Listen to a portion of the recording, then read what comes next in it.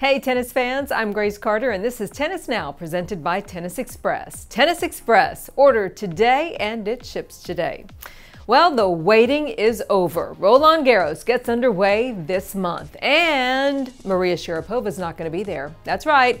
The French Tennis Federation has denied Sharapova's request for a wild card. Guidicelli personally met with Maria back in March to talk about the request, and he says he'd give a wild card for return from injuries, but no wild card for a return from doping. Sharapova has completed a 15-month doping suspension, and she launched her comeback just last month in Stuttgart. Under WTA rules, as a former Grand Slam champion, she's entitled to unlimited wildcards. However, it's all at the discretion of the individual tournaments. WTA CEO Steve Simon criticized the decision. He says Maria has complied with the sanctions that were imposed. He thinks they should have her play.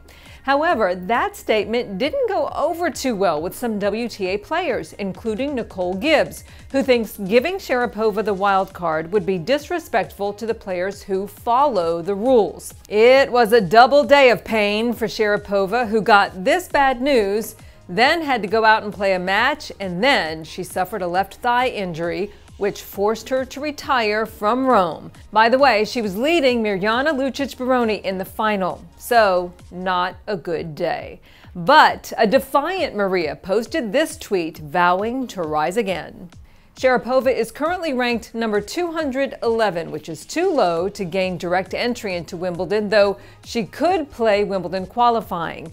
The Daily Mail reports that the LTA will give Maria a wild card into its Birmingham tournament in June, but it is split on giving her a Wimbledon wild card.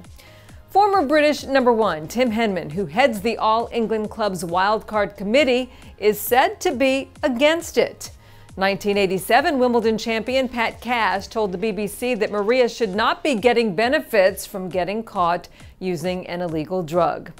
Hall of Famers Billie Jean King, Chrissy Everett, and Martina Navratilova are all on the other side. They support Sharapova receiving wild cards.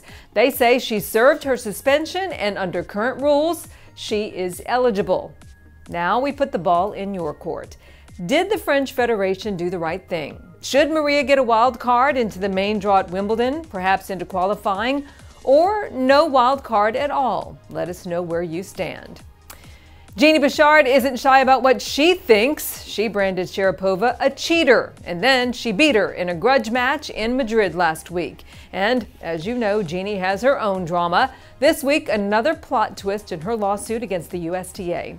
As a reminder, back in September of 2015, Bouchard fell in the US Open locker room and she suffered a concussion, which forced her out of the tournament just before her fourth-round match against Roberta Vinci, who, as it happens, went on to reach the final. Bouchard then sued the USTA for unspecified damages, alleging that her fall was caused by a slippery substance on the tile floor. Genie's lawyer, Benedict Morelli, claims the USTA destroyed video evidence that would support Genie's claim, that they failed to locate the employee he says that put the substance on the floor, and says the USTA misled Bouchard's team on the amount of money its insurance could pay. In a new interview with the New York Post, Morelli said the USTA caused it 100% and they should stand up and say so. The USTA, though, has pushed back on all the allegations, saying the facilities at the US Open cover 43 acres with numerous cameras throughout the site, but they say there are no cameras in the women's locker room. The USTA did preserve all footage that it reasonably believed could be relevant to her claim. The Tennis Association also says it has complied with Bouchard's request for all relevant documents in the case. The USTA also notes that the request for video footage came 14 months after the claim was made, which made it impossible to accommodate her request. So that drama continues. Drama now for Novak Djokovic, which is all about coaching. His entire staff is gone, and now rumors are swirling that he may hire Andre Agassi to be his new coach. And word is it'll happen before Roland Garros or shortly thereafter. The reigning Roland Garros champion is also expected to debut his new Lacoste apparel in Paris because the contract with Uniqlo comes to an end.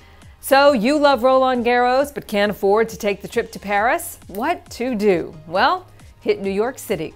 The Big Apple becomes the City of Light next month. The French Tennis Federation is going to host Roland Garros in the city at Battery Park in Lower Manhattan from June 9th through June 11th. Little history lesson for you. Battery Park is famous for its view of the Statue of Liberty. In a very cool move, the FFT is going to build a real full-sized red clay court on the site. They're going to host free tennis lessons and recreation for the fans, and get this, all free of charge. They did this, by the way, in Beijing and Seoul last year. Seemed to be a big hit with the fans. Looks like a lot of fun. That's the news for now. I'm Grace Carter. We'll see you next time here on Tennis Now.